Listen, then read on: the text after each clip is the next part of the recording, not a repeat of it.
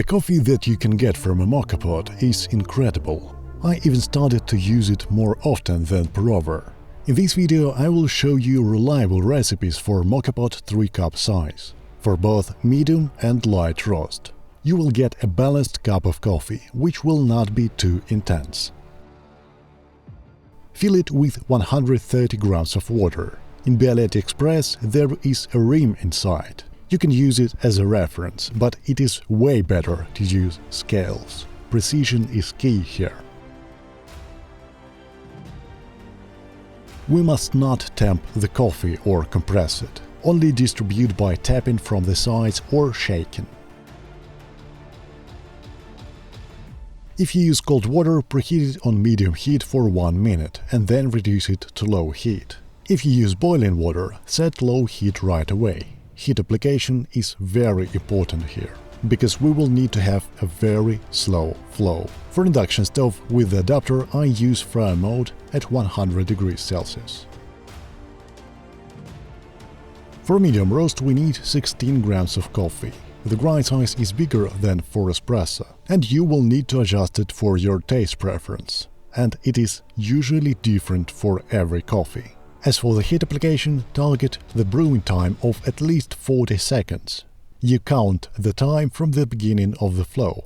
And in this recipe we brew till the end, when white bubbly foam comes out. Then we serve the coffee right away. It is better to drink it when it's warm or hot, because in the cold cup the flavors will fall apart.